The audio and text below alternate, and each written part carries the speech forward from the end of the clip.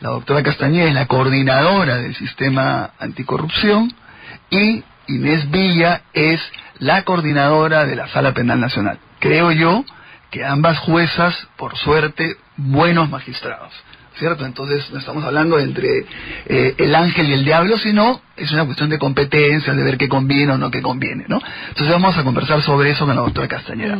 A ver, doctora Castañeda, usted es de las personas que cree, por supuesto, que estos casos deben corresponder al sistema anticorrupción. ¿Por qué? Bien, voy a hacer primero una historia para que la entienda la población. En el año el 15 de enero del 2011, entra en vigencia el Código Procesal Penal de 2004. A partir de esa fecha, los procesos con competencia nacional que veía el subsistema especializado en delitos de corrupción de funcionarios de Lima pasan a ser conocidos. La parte de Lima por el sistema de Lima y la parte nacional por la Sala Penal Nacional, ¿no? A través de una resolución administrativa. Pero luego, cuando se da la ley 30.077, la ley contra el crimen organizado, hacen un listado de delitos de competencia de la Sala Penal Nacional, entre ellos los delitos de corrupción de funcionarios que son de competencia nuestra, que son los artículos 382 al 401 del Código Penal, donde está cohecho, enriquecimiento ilícito, tráfico de influencias, peculado, colusión, etcétera. Bien. Luego, cuando se dicta el decreto legislativo 1342, esa competencia que tenía la Sala Penal Nacional para ver delitos de corrupción de funcionarios y que lo tenía en el numeral 18 del artículo 3 de la ley 30.077, pasa a ser competencia del nuevo Sistema Nacional Anticorrupción. Ese es el tema, y eso dice que entrará en vigencia a los 90 días, esto es, a partir del 31 de marzo. Por lo tanto, para mí, la competencia es clarísima. Lo que un órgano lo tenía, pasa a ser conocido por un órgano especializado, que está formado de conformidad con el artículo 39 de la Convención de Naciones Unidas contra la Corrupción, que establece que los Estados partes deben tener órganos especializados, como ya los tuvimos en el año 2001, cuando hubo el caso de la difusión del video Curi Montesinos, y ahora lo vamos a tener a partir del 31 de marzo de 2017. Claro. A ver, primero decir que nosotros también hemos invitado para una media hora diferente a representantes de la Sala Penal Nacional, pero ellos consideran que no deben venir porque ellos están resolviendo determinados casos. Pero yo voy a hacer un poco la posición, porque conozco cuáles son los argumentos, porque incluso ha habido una audiencia, hay una resolución sobre estos casos, ¿no? Pero el argumento es el siguiente. En realidad la Sala Penal Nacional es, al margen del nombre, ya un sistema anticorrupción con competencia en todo el país. Y, en segundo lugar, este decreto legislativo que crea el sistema anticorrupción no dice en ningún momento que, por ejemplo, el tema del lavado de activos que le sigue correspondiendo a la Sala Penal Nacional debe pasar al sistema anticorrupción. Por tanto, ellos dicen, el delito más grave es lavado de activos. Por lo tanto, todo lo que tiene que ver con lavado de activos queda en la Sala Penal Nacional y no tiene que ir al sistema anticorrupción. Yo sé que es complicado entender eso, para pero mí es recontra sencillo. Sí. No, pero para los oyentes... No, pero por eso quiero quiero que me des la oportunidad de explicarles. Supuesto, claro, O sea, esto no tiene ningún problema. Cuando se crea el subsistema anticorrupción en Lima, acuérdense ustedes, en el año 2001, claro. ¿Qué pasa? Se crea para ver los casos de Fujimori y Montesinos, ¿no es cierto? Y todos los casos que se venían conociendo pasan al sistema especializado. Por lo tanto, cuando la Sala Penal Nacional dicta una resolución diciendo que ellos son competentes, se basa en dos argumentos: que se viola el juez natural, número uno, y que hay conexidad y que el delito más grave es el que debe prevalecer, lo cual no es correcto. En primer lugar, todos sabemos que cuando se creó el subsistema especializado fue el 2 de febrero de 2001, y cuando se detuvo a Carmel del Solar y a Bedoya de Vivanco, los detuvieron en enero del 2001, es decir, cuando los entes no estaban formados. Pero ¿qué hicieron los jueces? Ante ese mandato, mediante una resolución administrativa que crea el sistema, pasaron todos los casos. Es más, en el caso de Bedoya de Vivanco, él había impugnado su mandato de apelación y la segunda sala no estaba creada. Y se crea después, porque solamente se creó una primera sala. Cuando se crea la segunda sala, tienen que remitir los jueces de una sala penal, le remiten los expedientes. Ellos, incluso si ustedes leen la sentencia del TC, lo dicen claramente: tenemos que remitir los expedientes. ¿Por qué? Porque es una orden que da un órgano de gobierno. Ese es el primer punto que para mí no tiene sustento. Pero un ratito sobre eso, y también Glatzer quiere preguntar. Pero mire, como digo, conozco los argumentos de ambas partes, pero si no hay ningún problema, ¿por qué en esa resolución del Consejo Ejecutivo Administrativa que dicen tienen que pasar los casos de la Sala Penal Nacional al sistema anticorrupción que se ha creado, no es por unanimidad? O sea, son 3 que dicen que se pase y hay 2 votos en discordia que dicen que no. Entonces, ¿por qué, si es tan claro, se divide el Consejo Ejecutivo 3-2 en algo tan importante? Porque si eran por lo menos todos, porque además uno faltó, ¿no es cierto?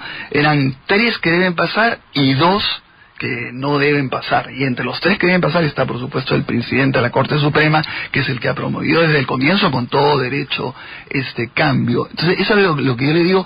¿No es una señal de que es discutible esto? Miren, en un órgano colegiado hay votos singulares, siempre los hay, y prima la mayoría, como en una sentencia. En una sentencia somos 3 jueces superiores, 2 votamos y esa sentencia se cumple. La Corte Suprema son 5, votan 4 y la sentencia se cumple. Al contrario, yo pienso que si hay votos singulares es porque existe un ejercicio democrático. Si ellos consideran, el doctor dice presumiblemente, el doctor Lecaros, podría afectarse el juez natural y que sean los jueces los que decidan si pasan o no los casos. Eso es lo que dice su voto. Y el otro voto dice empiecen con carga cero. O sea, no es que sea tan claro. Por eso yo les invito a que lo vean bien, como dice el voto. Un argumento que sí me parece importante, pongamos que quería preguntárselo a usted también, que creo que ahí también es el origen. Yo se lo digo, el doctor Duberlé ha venido muchas veces, creo que en una serie de temas está haciendo una buena gestión, pero pongamos, a mí los decretos legislativos, creo que desde ahí se comienza mal, porque me parece que podría ser un impasse que se habría solucionado desde el comienzo.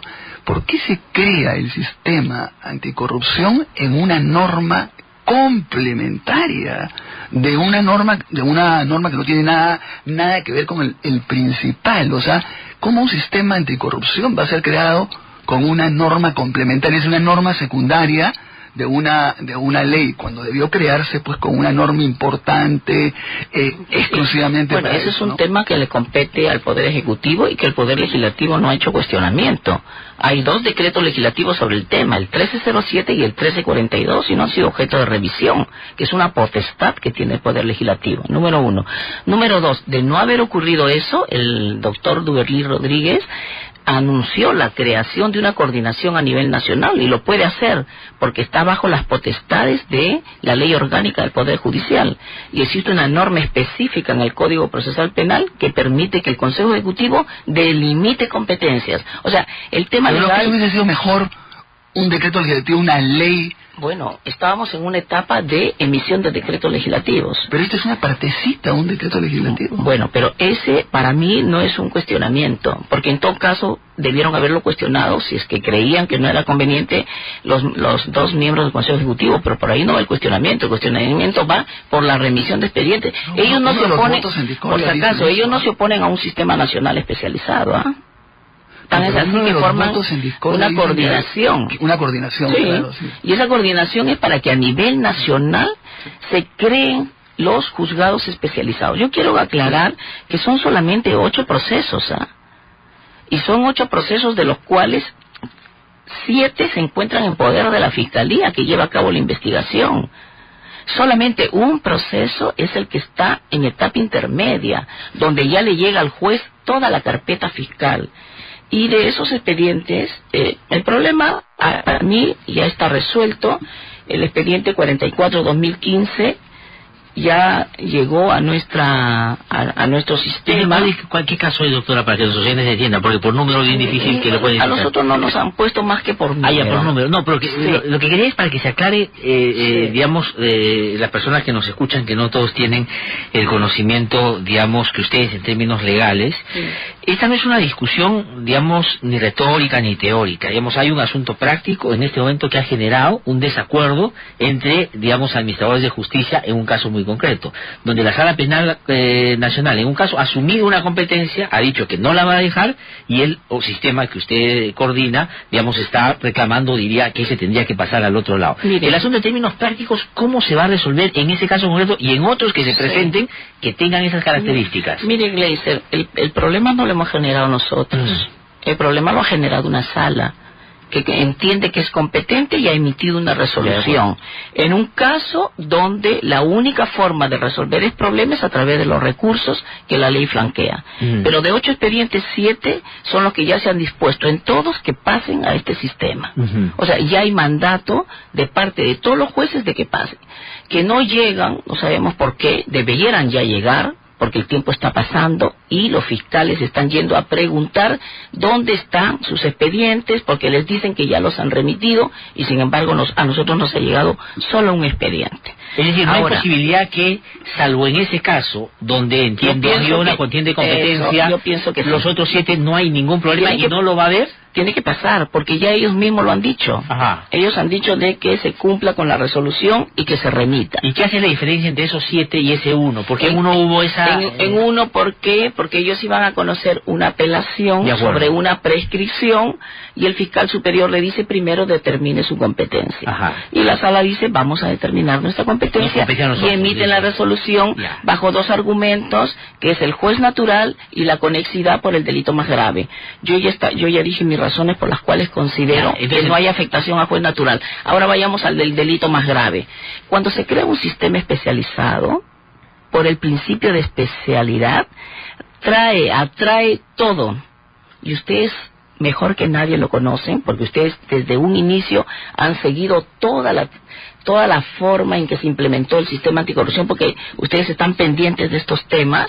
Recuerden ustedes cuando se crea el subsistema anticorrupción, para ver los casos Montesinos, Fujimori. Deberían pasar los casos por la especialidad de corrupción de funcionarios, solamente corrupción. ¿Y qué pasó? Pasó el caso Colina, y el caso Colina no tenía nada que ver con corrupción de funcionarios, pasó por razón de la persona.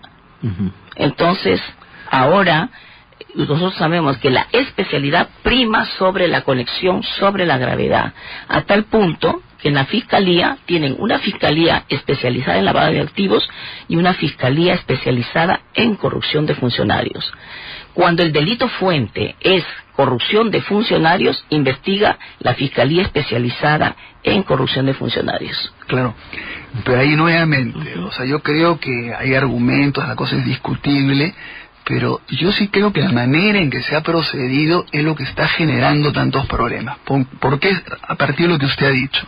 Yo creo que si el decreto legislativo, que es el que crea este sistema anticorrupción especializado, hubiese dicho, por ejemplo, todos los casos de corrupción van a pasar al nuevo sistema, asimismo, todos los delitos conexos, ¿no? Sin importar que sean más graves o no, también van a pasar. Es decir, si lo hubiese dicho de manera expresa, no habría problema. Pero el tema es que, ¿por qué no lo dijo? O sea, entonces, claro, entra la interpretación que usted ha dicho, que es coherente y todo, pero hay gente que puede decir, al tratarse de un tema de quién debe ver estos casos de competencia, no puede haber implícitos, no se puede interpretar.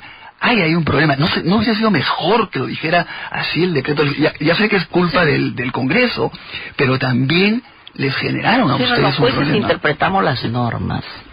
Siempre es así. Los jueces interpretamos las normas. Y por eso le digo, para mí el precedente más importante es el subsistema anticorrupción que se creó en Lima. Entonces, ese para nosotros siempre ha sido nuestro referente cuando entramos incluso a trabajar el Código Procesal Penal de 2004. ¿Por qué unas reglas se aplicaron antes y ahora no se quieren aplicar? Es que yo no entiendo, la verdad. Número uno. Número dos.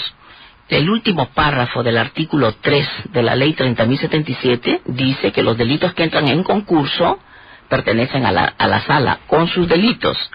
Si le quitas un delito que es corrupción de funcionarios, también pasa con su concurso de delitos. Eso es por un tema, y el segundo tema es por la especialidad. Eso lo tiene claro cualquier tema de doctrina, no es necesario que se lo diga. Ahora, lo que pasa es que ahí sí me preocupa un poco, porque yo veo que como que los dos sectores no se dan cuenta o no quieren aceptar lo que vemos desde afuera, que si hay un problema, porque pongamos, en el caso de Toledo, de la prescripción, este caso que estábamos hablando, no se ha pronunciado la sala, que vamos a hacer mención después, quien pide que se quede el caso en la Sala Penal Nacional es el fiscal, el Ministerio Público. Entonces, ¿qué cosa quiere decir? ¿Que el Ministerio Público está a favor de que la Sala Penal Nacional ve ese tipo de casos o no? El Ministerio Público ahora está yendo a nuestro sistema a preguntar cuando llegan los casos. Entonces, yo entiendo que este problema se ha superado, salvo un caso que ha quedado. Para mí ha sido muy lamentable que esto ocurra, porque estamos en un momento muy difícil para el país. Debe haber transparencia, debe haber tranquilidad, sobre todo, para decirle a la colectividad, aquí estamos, aquí vamos a empezar a trabajar. Incluso se nos ha presentado un documento donde la apelación del señor Moreno llegaría a nuestra sala, pero todavía no se forma ni siquiera el cuaderno porque no se ha transcrito la resolución. Entonces debemos tener un sistema que trabaje oportunamente y que sea especializado. Entiendo yo que debe de llegar, esperemos que la otra semana, porque una persona, porque no se transcribe una resolución, no puede estar sin que su mandato sea visto, por ejemplo. Entonces, creemos que si de 8 expedientes 7 pasan, el tema estaría resuelto. El expediente que queda será objeto si es que la persona interpone, porque ya lo interpuso, fundamenta su recurso de casación, si es que la sala le concede, porque la sala puede considerar que no debe, o que sí, o si la Corte Suprema decide que debe conocer el caso, porque de repente la Corte Suprema también dice este caso no me importa, pero si le interesa para desarrollo de doctrina jurisprudencial, será nuestra Corte Suprema la que determinará quién es el órgano competente para conocer estos casos. Porque a mí lo que me hubiese parecido ideal, ya lo he dicho la otra vez cuando usted estaba acá, teniendo magistrados que son buenos, porque creo que en ambos lados hay muy buenos magistrados, es por qué no el doctor Duberly se presentó primero ante la Sala Penal Nacional, que creo que hasta ahora no lo ha hecho, y diga, vamos a fortalecer la Sala Penal Nacional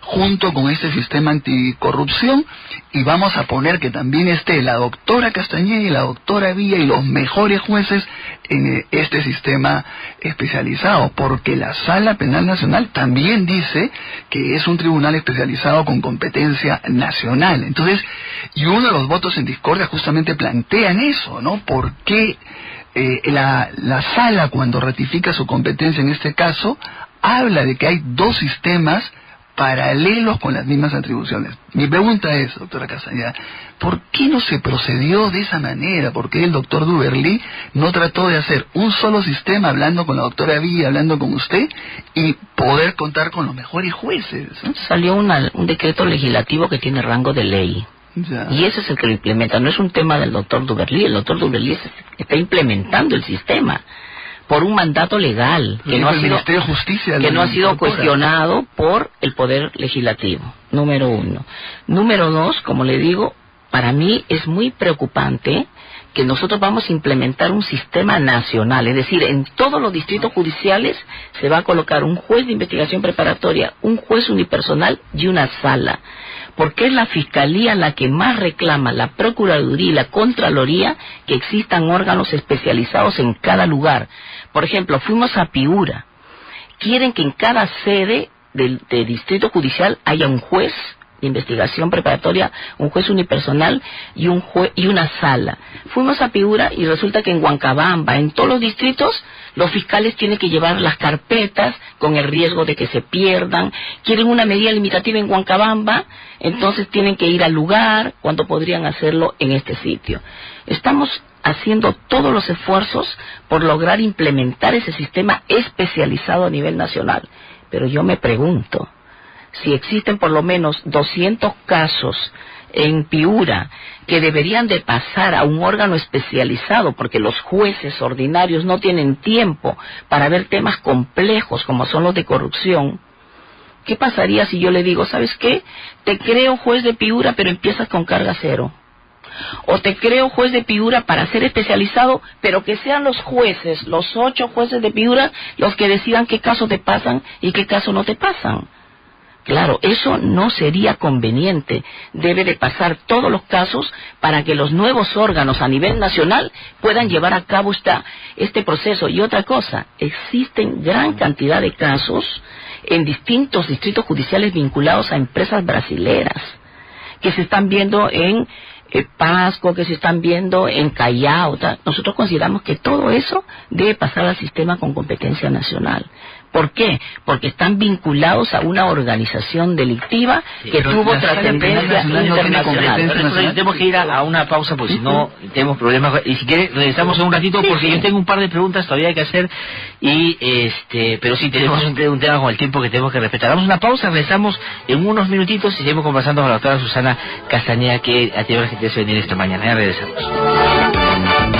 9:06 minutos de la mañana, estamos de vuelta aquí en No Hay Derecho. Le hemos pedido a la doctora Susana Castañeda que se quede un ratito más porque hay una pregunta que queremos hacerle. Ella, como ustedes saben, es la coordinadora del nuevo sistema anticorrupción que el Poder Judicial ha implementado para atender sobre todo esos casos que la mega corrupción nos ha presentado en los últimos tiempos. Doctora Castañeda, quería hacerle llegar una pregunta que me hace un abogado muy conocido, además, y muy metido en estos temas, sobre la propia creación del sistema. Y dice él, poniendo la hipótesis, si yo fuera defensor de un procesado por corrupción, podrías impugnar la competencia de la nueva sala, porque no fue creada por el Poder Judicial, sino por el Poder Ejecutivo. Y dice que hasta el sistema interamericano tiene jurisprudencia en términos de que los políticos no pueden hacer y tomar esas decisiones justamente por una cuestión de independencia. Se trasladamos porque me parece interesante la pregunta. Y la otra que me hace ya otra persona es lo siguiente, y me dice, ¿por qué no se ha incorporado en la lista de jueces que van a ver estos casos, jueces que claramente han tenido un papel que la ciudadanía por lo menos entiende que ha sido eficiente en la lucha contra la corrupción? Y ponen el caso del doctor Concepción Carhuancho, por ejemplo, ¿no? Que es una cosa que se ha discutido mucho. ¿Por qué él no es parte de ese nuevo sistema? La primera parte de su pregunta, yo lo que le tengo que decir es que en la Constitución hay un mandato que el Poder Legislativo puede delegar funciones en el Poder Ejecutivo. Eso lo estableció el Poder Constituyente. Para facultades para legislar. Por lo tanto, en las facultades para legislar, un Poder Ejecutivo lo puede hacer. Que si eso rompe o no rompe contra la independencia del Poder Judicial, nosotros tenemos el sustento de que el Consejo Ejecutivo ha ratificado este decreto legislativo al emitir unas resoluciones administrativas al amparo de la ley orgánica del Poder Judicial, que es una ley con más rango que una ley ordinaria o que un decreto legislativo, mediante el cual conforman una coordinación, constituyen los 8 órganos jurisdiccionales y designan a los jueces. Por lo tanto, eso está ratificado. Esa es la respuesta que le podría dar al abogado que ha hecho la consulta. Que si hubiera algún problema, hay una ratificación no implícita, sino explícita, o sea, no por el órgano de gobierno del Poder Judicial, que en mérito a facultades establecidas por la ley orgánica lo ha hecho. O sea, somos jueces designados por ellos, no a dedo como se quiso decir, sino luego de una evaluación. Y a propósito de eso viene la segunda pregunta, ¿por qué no? Porque yo considero que si hay un sistema que viene trabajando los temas que tienen bastante carga, porque ellos sí tienen bastantes casos que ver, entonces a la única persona que propuse para que venga era el doctor Salguanay. Y el Consejo Ejecutivo lo primero que nos dijo es: ustedes no me ponen a nadie que sea de la Sala Penal Nacional y de los juzgados, porque ellos que hagan su trabajo en criminalidad organizada. Entonces tuvimos que retirar al doctor Salguanay de la lista del nuevo Código Procesal Penal, porque en el sistema de criminalidad organizada se viene conociendo dos tipos de casos: los casos bajo las reglas del 40 para los delitos de terrorismo, tráfico de drogas, lavado de activos, y los casos de corrupción de funcionarios, lavado de activos no, y lo de corrupción de funcionarios para el Código de 2004. Pero solamente a partir de la ley 30.077 esos casos de criminalidad se ven bajo las reglas del 2004. Por eso es que estamos viendo casos de terrorismo anteriores que vienen liquidando, ¿no? Por lo tanto, esa fue la moción que presentó un consejero, de que ningún miembro de la sala ni de los juzgados que conocen el nuevo Código Procesal Penal pase a nuestro sistema. O sea, un poco como que se va a dejar que se resuelva en las tensiones sobre quién tiene la competencia. No se va a seguir lo que dice, por ejemplo, uno de los votos en discordia, que no me acuerdo de quién, que dice como tratar de, a pesar de que ya está el problema, juntar los dos espacios del Poder Judicial y hacer uno solo con competencias determinadas. Por ahí no se va a ir, se va a mantener como lo que usted dice, que ha defendido con muy buenos fundamentos, pero que el otro, la Sala Penal Nacional, también ha esgrimido una serie de fundamentos. Por eso, ¿no? Digo, queda solamente un expediente donde tendrá que determinarse en casación a quién corresponde la competencia. Ahora hay dos órganos determinados con rango legal, ratificados por el órgano de gobierno del Poder Judicial, que tienen competencias nacionales. Y además hay otro órgano que también es especializado, que son los juzgados de flagrancia. La acción interpuesta por el abogado de Toledo. Sí. Por Heriberto Benítez. No creo, ya no es. Claro, parece que ya no es. Pero el abogado que estuvo en la audiencia. Estuvo en la audiencia. Habrá que ver si lo ratifica o no lo ratifica. Claro, por eso ellos también dicen, ¿por qué quiere el abogado de Toledo pasar al otro sistema y no quedarse en... Sí. No, me dicen que lamentablemente ya hemos terminado, porque tenemos dos invitados todavía ahí esperando. Sí, pero lo que yo solamente solamente lo que yo quería decir es que esas preguntas, esas suspicacias de que por qué quiere Toledo pasar su caso al nuevo sistema, para nosotros los 14 jueces no tienen ningún fundamento. Cuando vean nuestro trabajo y vean nuestras resoluciones, ahí podemos seguir hablando. Y además nosotros hemos dado muestra de independencia y de imparcialidad, y ustedes lo conocen. Totalmente. Muchísimas gracias por haber venido esta mañana. Y digamos, como corresponde, ojalá que les vaya muy bien, digamos. Nos va a ir muy bien. La posibilidad de hacer justicia en casos que de verdad han indignado a la ciudadanía y que merecen ser tratados, digamos, con mucha responsabilidad. ¿No? Muchísimas gracias. Quiero decir también que en el sistema anticorrupción hay muy buenos jueces, ¿no? Y lamento por eso este impasse que la doctora dice que ya está en camino de solución, y ojalá sea así, ¿no? Sí, así es, y yo solamente reiterarles que lo que queremos es iniciar nuestro trabajo con tranquilidad, con mesura, con respeto a las decisiones de un órgano de gobierno y sobre todo con independencia e imparcialidad. Eso es lo único que le ofrecemos a la población, y que esperen el resultado de nuestro trabajo. Muy bien, muchísimas gracias, doctora Castañeda, por haber venido a conversar con nosotros. Vamos a ir a una pausa breve y regresamos en un instante aquí en No hay Derecho.